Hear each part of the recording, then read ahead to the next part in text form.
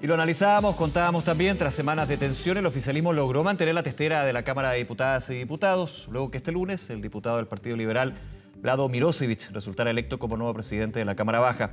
Para hablar más al respecto, también de otros temas, estamos a esta hora junto a la ministra de la Secretaría General de la Presidencia, Ana Lía Uriarte. Ministra, ¿cómo está usted? Muy buenos días, gracias por estos minutos. Muy buenos días, Nicolás. ¿Cómo está usted? Muy bien, muchas gracias. A ver, bien intenso fue la situación en el Congreso con respecto a lo que eran las negociaciones, las conversaciones y finalmente la votación. Usted ayer, luego de la elección de la nueva mesa directiva, dijo, este es un triunfo del gobierno. Profundicemos en eso. ¿Por qué es para el gobierno un triunfo, no solamente la llegada de Vlado Mirosevic, sino de parte de la mesa directiva y tras semanas bien intensas donde se rompió definitivamente un pacto administrativo? Yo quisiera, qué bueno que me da la oportunidad de precisar, porque una cuestión que es evidente es que un gobierno necesita y fuertemente el apoyo irrestricto de los partidos políticos que lo acompañan. En este caso, los partidos políticos que acompañan al gobierno se agrupan en dos coaliciones y el mayor triunfo es que se actuó con una unidad férrea de todos esos partidos que apoyan al gobierno y, en consecuencia, esto nos da una señal respecto de lo importante que es la unidad en el actuar político para el gobierno, porque es así como vamos a poder enfrentar muchos otros procesos complejos, con mucho diálogo democrático, con amistad cívica, explicando de qué se tratan los proyectos, las reformas que hemos ingresado y tenemos mucha confianza a partir de esa unidad que lograremos tener mucho éxito.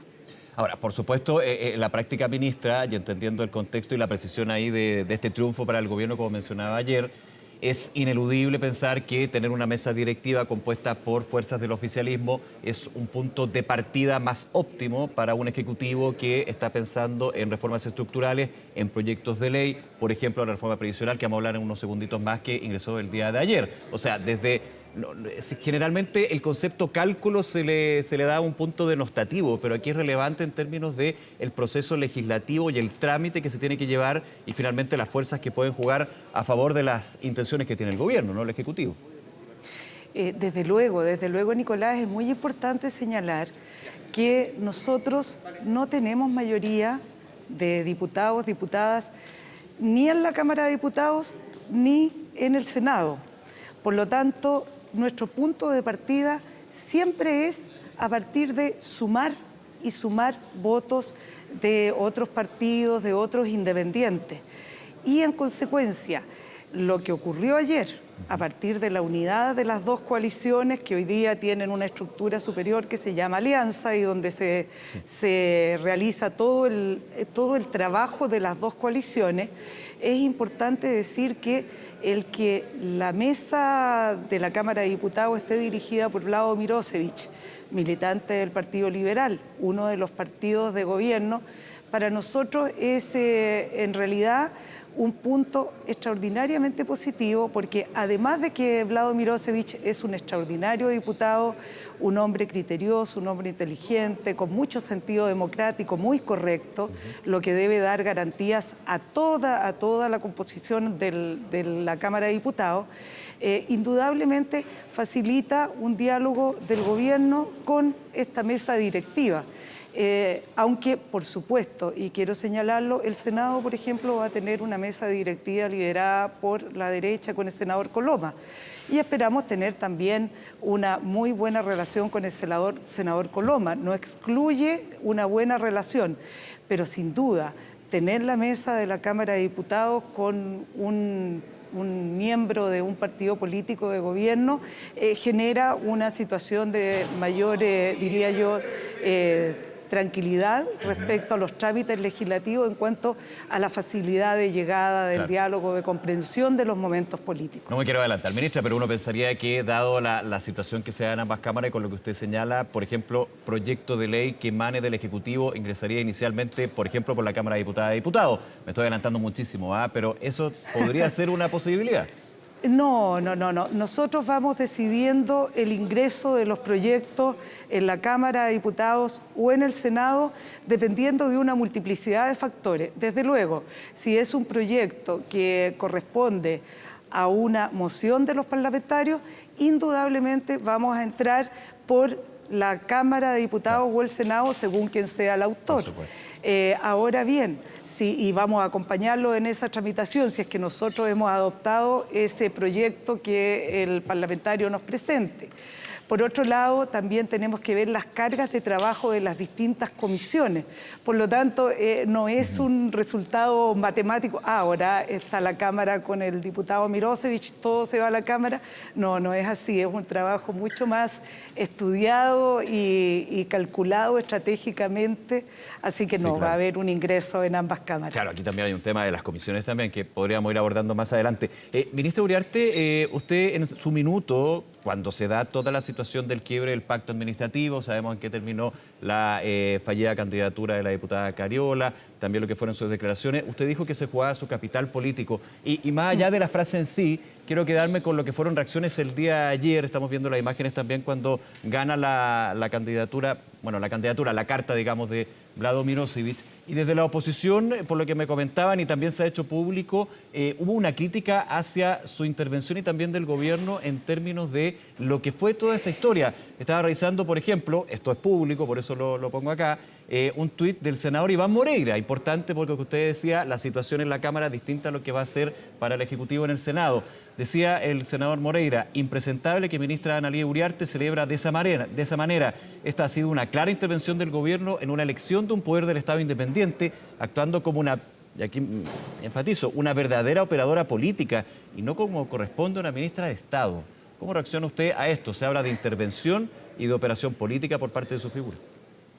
No comparto las expresiones del senador Moreira. Quiero aclarar que tengo una muy buena relación con él y espero seguirla teniendo, pero no puedo compartir sus dichos por dos razones fundamentales. Una, el hablar de intervención en el desarrollo de mi labor como ministra secretaria general de la Presidencia, teniendo un diálogo respecto del proceso previo a la elección de ayer como presidente de la Cámara del diputado Vlado Mirosevich, es una cuestión totalmente fuera de lugar en cuanto al desconocimiento de la tarea del ministro o ministra secretario general de la Presidencia. Estoy encargada de la relación política entre el gobierno y el Congreso Nacional. E imagínese usted si no voy a tener un diálogo fluido, conociendo las alternativas de lo que está ocurriendo con los partidos de la propia coalición que sostienen mi gobierno al presidente Boric, que es quien me ha nombrado. De hecho, desde la oposición criticaban a su antecesor, Giorgio Jackson. No me quiero quedar con lo que fueron las críticas a él mismo, pero se criticaba de que el gobierno no tenía una conversación y diálogo con las fuerzas del Congreso. Ahora aquí se está criticando quizá el otro extremo de la frase, del punto. Sí, bueno, estos son para que las personas que nos están escuchando decirle que nada nuevo bajo el sol. La oposición suele tener una mirada extraordinariamente crítica y en alguna medida hacer más grande los episodios del gobierno para poder generar un punto de crítica. Pero solo decir que no he hecho más que estar trabajando en lo que me corresponde y, por supuesto, tener un diálogo con los partidos de mi gobierno, como alguien podría suponer que eso se llama intervención.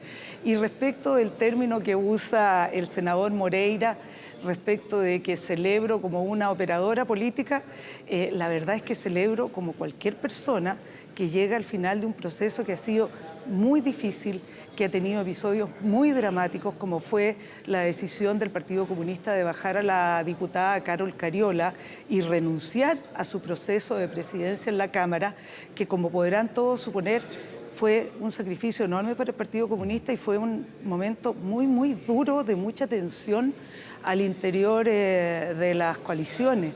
Entonces, llegar finalmente unidos, férreamente unidos, a un proceso que culmina con la elección de un diputado de las coaliciones de gobierno, genera naturalmente una alegría y cada quien es como es. Aquí todos me conocen, soy muy espontánea y en verdad me alegró y muchísimo, y creo que el país ha ganado un gran conductor de la Cámara de Diputados, como por ejemplo lo fue el diputado Paulsen en el gobierno del presidente Piñera, que tuvo una maravillosa conducción de la Cámara, reconocido por absolutamente todos, y era un diputado de derecha. Entonces yo creo que no es el color político el que marca una buena conducción, la marca el que sea una persona criteriosa, ecuánime, con profundo sentido republicano e institucional, y todos esos atributos los tiene Vlado Mirosevic. Ministra, tengo muchísimos temas, pero en aras del tiempo me quiero concentrar en lo que nos queda de esta conversación y agradecer su tiempo, por supuesto, con la reforma previsional. Muy bien. Está íntimamente ligado con lo que estábamos comentando, con la radiografía en que quedan también las fuerzas en la Cámara de Diputadas y Diputados, donde ayer ingresó el proyecto de reforma previsional. Ahora, le quiero hacer una pregunta. Desde la oposición están bastante en contra de lo que es esta reforma, ha sido criticada. Estoy hablando desde la oposición con representación parlamentaria, donde se van a votar, donde se va a discutir este proyecto de reforma previsional, que es bastante estructural. Ahora, se ha planteado la petición, que ya se había escuchado en otra reforma previsional, de hecho yo recordaba el día de ayer, de dividir el proyecto, de dejar pensión garantizada universal, que de hecho en el mismo proyecto se especifica que depende de la aprobación de la reforma tributaria por los recursos que estaría involucrado para llegar a 250.000 pesos, y el resto seguir conversándolo. ¿Eso es una posibilidad o se descarta de plano por parte del Ejecutivo? En verdad, es importante señalar que el proyecto de reforma previsional fue construido de un modo integral, de manera que el Fondo de Seguridad Social esté destinado en una parte de su composición a financiar el mejoramiento de las pensiones y también al financiamiento con fondos del erario fiscal, naturalmente, de la pensión garantizada universal, que para subirla de 193.700 hoy día a 250.000 pesos requiere la aprobación de la reforma tributaria. Sería, en verdad, si se quisiera descomponer y sacar el tema de la PGU, la pensión garantizada universal, desde el proyecto de reforma constitucional, es como sacar una pieza de un engranaje. Entonces yo lo veo extraordinariamente complicado, en verdad. Creo que... ¿No es viable entonces, dice usted? Mire, más que declararlo inviable, declaro que desde mi perspectiva, que yo no soy un especialista en la construcción de diseños institucionales para reformas previsionales, lo que yo veo es que es muy, muy difícil, porque significa un rediseño completo de la reforma en los términos de los cálculos que se han hecho para esta reforma. Entonces es complejo. Pero se podría descartar de plano, no quiero ser insistente, pero en términos de la negociación, que no va a ser nada fácil, considerando este punto que pone la oposición. Tiene que verse en la comisión, se van a ingresar indicaciones probablemente, pero ya hay un punto con respecto a esto de la PGU. Podríamos hablar de la cotización con cargo al empleador también, pero ahí hay varios elementos que van a tener que ser puestos en la mesa y las partes ceder. Vuelvo a lo que usted decía al comienzo. En la Cámara de Diputadas y Diputados, también en el Senado, el Ejecutivo no tiene mayoría, y este es un proyecto que, lo dijo en su minuto el presidente Boric, la tercera es la vencida. O sea, es sacarlo. Yo creo que ha llegado el momento para este Congreso Nacional de entregarle una alegría a los chilenos, y particularmente a los chilenos y chilenas que o están jubilados o están en edad de jubilar, para que vean que es realmente posible. Tenemos los cálculos hechos, los ha mostrado el mismo presidente de la República, respecto de que las pensiones efectivamente suben en comparación a las que tienen hoy día. Esa es una buena noticia, y esperamos a través de del diálogo democrático nuevamente, del encuentro de buena fe, con una mente abierta y con buena disposición, poder nosotros explicar cómo se ha construido este proyecto y por qué funciona, habiendo traído los mejores ejemplos desde la OCDE. El 83% de los países que conforman la OCDE tienen modelos previsionales que incorporan lo que nosotros llamamos el Fondo de Seguridad Social, que va a estar constituido por el 6% del empleador. Por lo tanto, no es que a nosotros solamente, como chilenos, es el primer país en el mundo que ha inventado esto, no. Hay experiencias, podemos mostrar los modelos comparados. Estamos muy seguros técnicamente de la solidez del proyecto de reforma. Y el ministro Marcel y la ministra Jara, junto con su equipo, van a desplegar un gran trabajo acá en el Congreso Nacional para lograr hacer llegar esta construcción a cada uno de los diputados, diputadas, senadores y senadoras. Han habido muchísimas declaraciones, muchísimo también el socializar este proyecto de reforma previsional. Si mal no me acuerdo, lo dijo el ministro Marcel, también creo que se lo escuchó el presidente Boric, sacar la ideología de esta discusión que comienza en el Congreso con respecto a un tema tan importante como son las pensiones, como es un sistema de seguridad social. Ahora, han habido dos experiencias de reforma previsional en dos gobiernos anteriores, Bachelet 2 y Piñera 2, donde finalmente la gran conclusión, de muchas otras por supuesto, es que lo técnico quedó a un lado y la ideología finalmente fue más fuerte. ¿Cómo se podría hacer algo distinto hoy, pensando que el proyecto que se propone desde el gobierno tiene reformas estructurales bastante más profundas y bastante, no quiero decir radical la palabra, pero sí un cambio bastante más integral, digamos, al sistema en comparación a las otras reformas? Yo creo que mirando este proyecto, desapasionadamente y desideologizadamente, lo que uno puede concluir es que se está en presencia de un sistema mixto, porque van a haber instituciones gestoras de inversión de carácter privado y un gestor de inversiones de carácter público. Por lo tanto, se rescata esa facultad de la persona chileno o chilena para elegir si se queda con el sector privado en un gestor de inversiones o se queda con el gestor de inversiones público.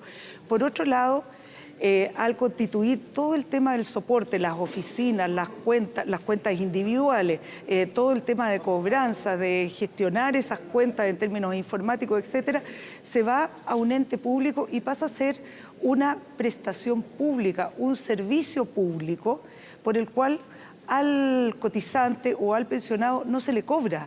Por lo tanto, bajan los costos de administración.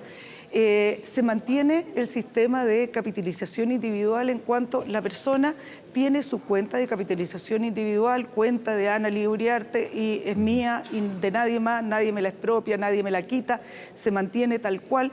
Y adicionalmente ese aporte del empleador también que va a este fondo de seguridad social tiene un porcentaje que queda nominado para mí en un 70%.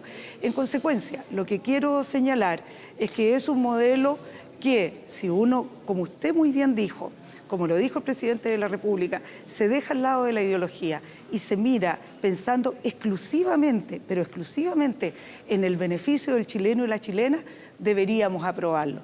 Fíjese que es súper sintomático que las AFP sacaron una declaración y hablan del modelo, etcétera, etcétera. Fíjese que la única palabra que no mencionan es el mejoramiento o el único concepto que no tiene esa declaración es el mejoramiento de las pensiones para los chilenos y chilenas.